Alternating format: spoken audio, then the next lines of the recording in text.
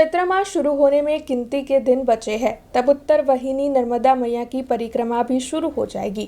ऐसे में नर्मदा मैया की उत्तर वाहिनी परिक्रमा को लेकर तिलकवाड़ा से शहराव के बीच में हंगामी ब्रिज बनाने की कामगिरी शुरू करवा दी गई है, जिसके मद्देनजर नर्मदा मैया के भक्तों में बेहद ही उत्साह देखने मिल रहा है।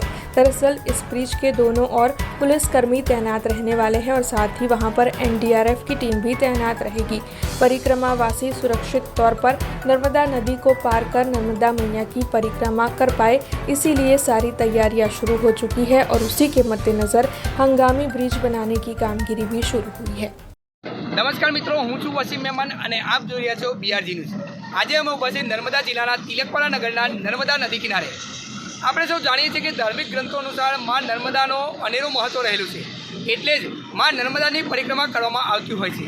કહેવાય છે કે માં નર્મદાની પરિક્રમા કરવાથી મોક્ષની પ્રાપ્તિ થાય છે, એટલે જ દૂર દૂરથી ભાવિ ભક્તો માં નર્મદાની પરિક્રમા કરવા માટે આવતા હોય છે।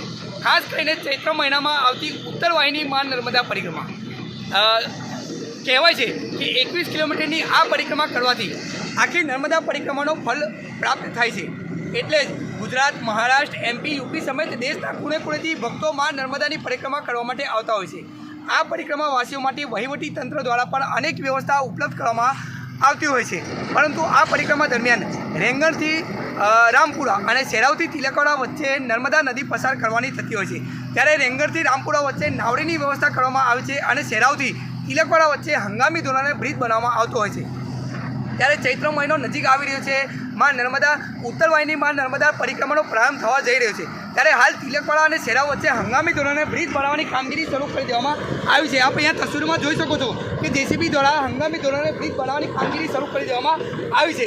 સિમેન્ટના ભૂંગળા અને માટી ગ્રેવલ દ્વારા હંગામી ધોરણે બ્રિજ બનાવવામાં આવશે અને બ્રિજ બન્યા બાદ બ્રિજની બંને બાજુ લોખંડની એંગલો લગાડવામાં આવશે, સાથે જ બંને છેડે પોલીસ કર્મીઓ પણ તૈનાત કરવામાં આવશે।